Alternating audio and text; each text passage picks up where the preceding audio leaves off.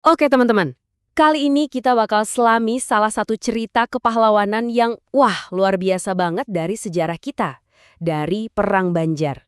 Kita akan ngomongin soal pertahanan terakhir di Benteng Banua Lawas.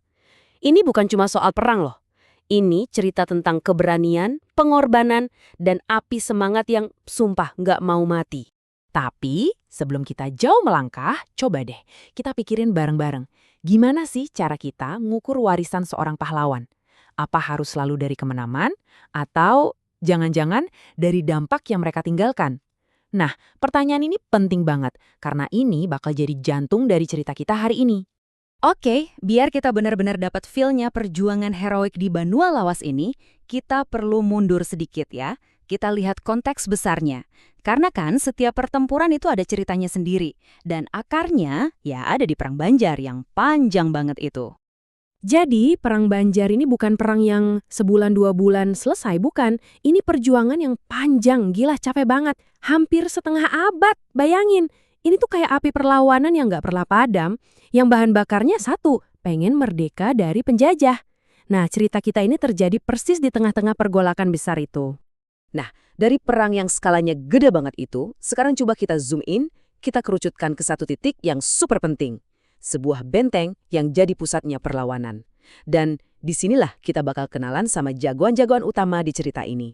Coba deh bayangin, di tengah gempuran Belanda yang makin menjadi-jadi, benteng ini tuh bukan cuma tumpukan batu dan kayu, sama sekali bukan. Benteng ini adalah simbol harapan, tempat ngumpul terakhir buat para pejuang yang bilang, kami nggak akan nyerah. Benteng ini berdiri tegak aja itu udah kayak tamparan buat Belanda. Nah, ini dia yang bikin ceritanya makin greget. Lihat deh perbandingannya. Kontras banget kan? Di satu sisi, kita punya pejuang Banjar, dipimpin sama Tasan dan Ahmad Panyi. Senjatanya jelas kalah. Tapi, mereka ini berjuang buat tanah airnya sendiri dan mereka kenal setiap jengkal tanah di sana. Di sisi lain, pasukan Belanda, pimpinan Kapten Koch, senjatanya modern, organisasinya rapi. Ya, ini benar-benar kayak pertarungan David lawan Goliat, versi Kalimantan Selatan. Semua udah siap. Suasananya pasti tegang banget. Buat Belanda, benteng ini, ini duri dalam daging.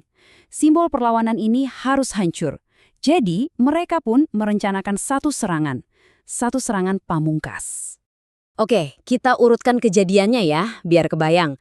Tanggal 26 September, pasukan Belanda datang langsung kepung benteng. Nggak ada jalan keluar. Besoknya, pas fajar, boom, serangan besar dimulai.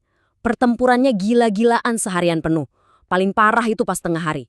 Pejuang kita bertahan mati-matian, tapi ya, pas sore, jumlah pasukan Belanda yang jauh lebih banyak akhirnya berhasil jebol juga pertahanannya. Dan disinilah, di momen-momen paling genting ini, cerita kita bergeser. Fokusnya bukan lagi soal benteng, tapi soal pengorbanan para pemimpinnya. Inilah puncak dari pertempuran itu. Catatan sejarah itu menggambarkannya simpel, tapi dalam banget. Dua pejuang yang gagah berani. Ini nunjukin kalau mereka tuh bukan tipe pemimpin yang cuma kasih perintah dari belakang. Bukan. Mereka ada di depan, bertarung langsung, dan keberaniannya itu, bikin mereka dihormati banget. Pas tembok benteng jebol, pertempuran langsung berubah total. Jadi kacau, brutal, jarak dekat banget. Suara senapan dan meriam mungkin udah keganti sama adu pedang, adu tombak. Ini bukan lagi perang strategi dari jauh, tapi pertarungan satu lawan satu, di mana setiap meter tanah itu harganya nyawa. Terus, apa yang dilakuin Tasan dan Ahmad Panyi? Mundur? Enggak. Mereka malah maju ke paling depan, memimpin langsung pertahanan terakhir yang, jujur aja, udah di ujung tanduk. Ini baru namanya pemimpin sejati. Berjuang bareng pasukannya sampai titik darah penghabisan. Jadi ini poin pentingnya ya. Mereka itu sadar banget kalau kemungkinan menang itu tipis banget, hampir nggak ada. Tapi mereka tetap milih buat bertarung. Kenapa? Karena ini udah bukan soal menang atau kalah lagi. Ini soal kehormatan, soal mempertahankan keyakinan mereka sampai napas terakhir. Dan akhirnya, datanglah momen yang nggak bisa dihindari.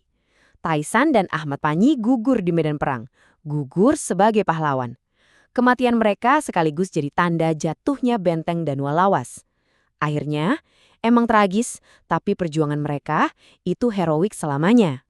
Tapi meskipun bentengnya jatuh dan para pahlawannya gugur, ceritanya nggak berhenti di situ. Sama sekali nggak.